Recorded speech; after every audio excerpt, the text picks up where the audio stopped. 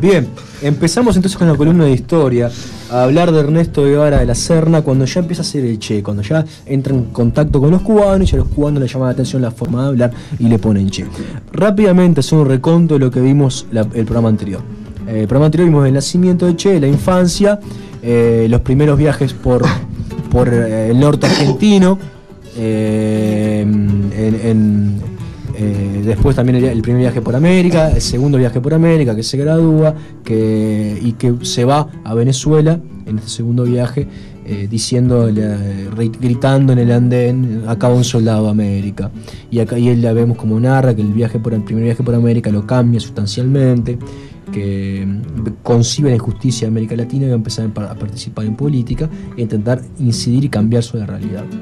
De camino a Venezuela, pasa por Bolivia, ve toda la reforma agraria boliviana, conoce a Hilda Gadea, una militante aprista exiliada peruana, con el cual va a empezar un noviazgo. De ahí pasan a Guatemala. En Guatemala decide no ir a Venezuela, quedarse en Guatemala. Le dice a su amigo Granados que no lo espere porque él se queda en Guatemala y no sabe qué va a hacer y no sabe cuál va a ser su futuro. En Guatemala empieza para sobrevivir a vender estampitas de un santo, un Cristo negro que hace milagros. Empieza a hacer de todo para sobrevivir, venta ambulante, venta callejera. También trabaja voluntario en un hospital. La relación con Hilda Gadea se hace más fuerte, pero en Guatemala ocurre el golpe de Estado de Estados Unidos, orquestado por Estados Unidos, ensaya la operación encubierta. La CIA arma a los mercenarios de Castillo Armes y derrocan al gobierno democrático Jacobo Arbenz, que quería hacer una especie de capitalismo alternativo en Guatemala, democrático sin dudas, que intentaba ser más justo y ponerle algunos impuestos al capitalismo, a las empresas extranjeras como la UFCO, y hacer una reforma agraria moderada. Esto es imposible en su patio trasero. Estados Unidos hace la invasión. Che acá tiene una intervención menor, hace labores menores de resistencia y se va a la Embajada de México. Y bueno, después pasa a México. En México va su mujer, después Hilda Gadea, y ahí empieza a tomar contacto con muchos exiliados cubanos que ya estaban en Guatemala, que ya los conocía Guatemala, y que en México ahí van muchísimos cubanos. Habíamos dicho que acá él toma conocimiento de Fidel Castro, habla empieza a interiorizarse sobre el asalto fallido del cuartel Moncada, que el 26 de julio del 53 Fidel Castro y otros cubanos habían intentado contra la dictadura de Fulgencio Batista.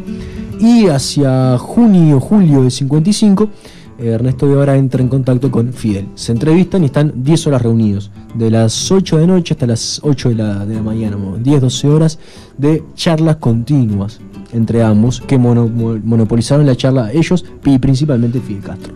Luego de esta charla, Fidel dice claramente el Che que quedó totalmente deslumbrado con Fidel Castro, hipnotizado, es un encantador de serpientes, dice, tengan ganas de ir a luchar ya mismo con él. Y queda reclutado para la futura expedición de Fidel, que tenía pensado invadir Cuba desde México, ¿no? Esto se va a desarrollar hacia noviembre del 56. ¿Cuántos años tenía el Che? El Che tenía 27 y Fidel 30. Mirá lo que vivió, ¿no? Sí, 27 años, ya era médico, tenía 2 viajes por América importantes. ¿Cuánta experiencia se da? Sí, sin dudas. Y el Che va a morir a los 39 años. O sea, de actividad política va a tener 11 años, vamos a ver, del 59, 58, que es desconocido, hasta el 67. No va a tener más actividad política internacional y de exposición que esa. Y eso ya les bastó para ser un símbolo mundial. Vamos a ver cómo se convierte en ese símbolo mundial. Entonces, él queda reclutado en la expedición para ir de expedicionario hacia Cuba, para liberar a Cuba del dictador Fulgencio Batista, que ya había dado 3 golpes de Estado en Cuba y se perpetuaba en el poder, aunque a veces dejaba algún títere y después volvía, que era totalmente fiel a los intereses de Estados Unidos. Recuerdo aquello del prostíbulo de Cuba, el prostíbulo de Estados Unidos, todas las inversiones, los casinos, la postergación de las masas campesinas, el analfabetismo, la desnutrición infantil de Cuba, era unos niveles que asombran realmente. Gente que muere sin ver un médico, brutal, una realidad, la verdad, es escabrosa. El Che queda reclutado, el Che acá se casa con Hilda Gadea y tiene su primera hija, que le va a poner Hildita. El Che no tenía mucha creatividad para los nombres. A su una hija le pone Hilda por la madre, la primera. A la segunda hija que tiene con una cubana, que es Aleida Marche, le pone Aleida por la madre. A otra hija le pone Celia por la madre de Guevara.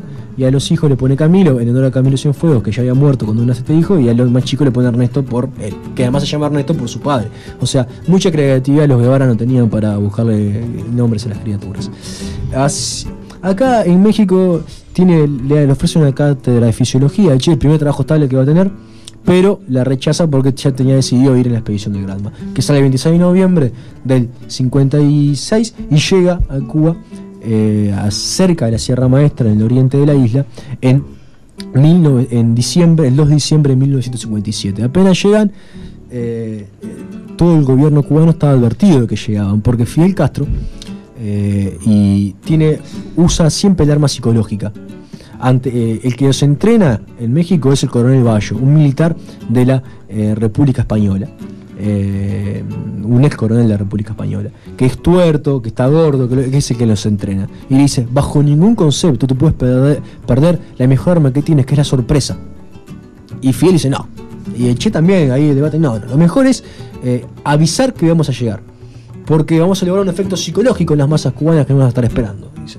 Y ante todo el manual militar, Fidel anuncia que va a ir a Cuba, va a invadir, va a ir a la Sierra Maestra y va a derrocar a Batista. Tenía un convencimiento brutal, Fidel, de que en las posibilidades de la lucha. Y eso lo van a compartir todos los expedicionarios. También hay un luchador de lucha libre mexicana que los entrena, además de Bayo. Caen presos en México, los libera Lázaro Cárdenas, bueno, no importa. Llegan el 2 de diciembre del 56 en el yate del Granma, que es más que un desembarco, va a ser terminan encallando, una tragedia, porque el yate tenía capacidad para 20 personas, van 82 con agua, con comida, con armamento. Es penoso realmente la llegada a Cuba del Granma, y no saben cómo llegó, porque además estaba totalmente sobrecargado, entra agua por todos lados. La expedición fue muy trágica. Llegan el 2 de diciembre y el 5 de diciembre tienen el combate de Alegría del Pío, donde son masacrados por el ejército. Masacrados. De los 82 quedan 20 o menos, 17, 16.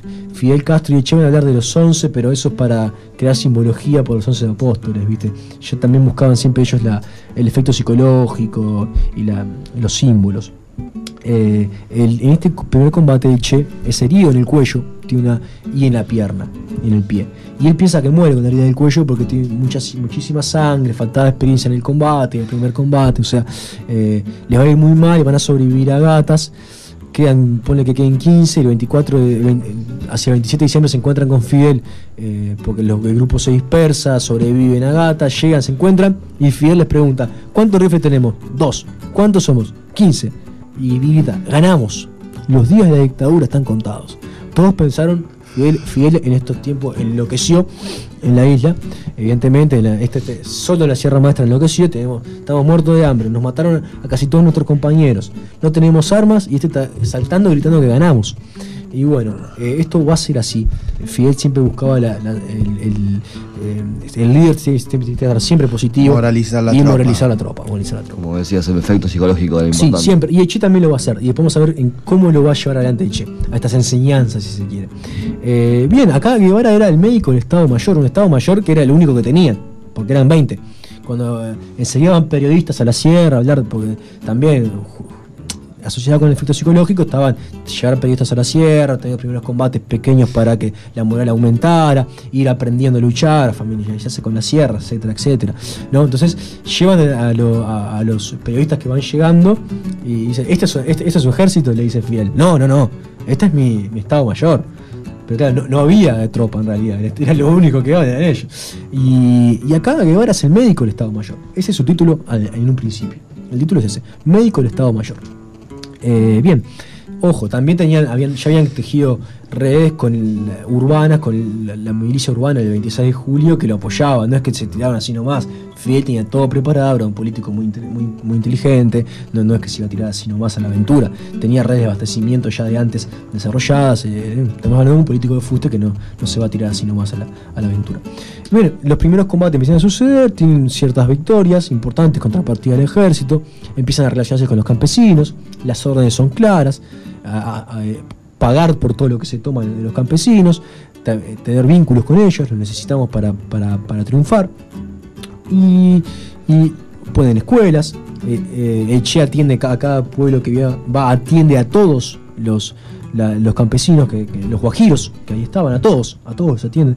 O sea, los guerrilleros se muestran diferentes al ejército que va, saquea, viola a las mujeres y toma todo. Ellos van, pagan por todo, se preocupan por la salud, entonces van tejiendo alianzas muy fuertes con los campesinos que los van a defender siempre. Si no nos explica, sin la alianza de esos campesinos en la Sierra Maestra no se explica cómo triunfaron. Fueron fundamentales.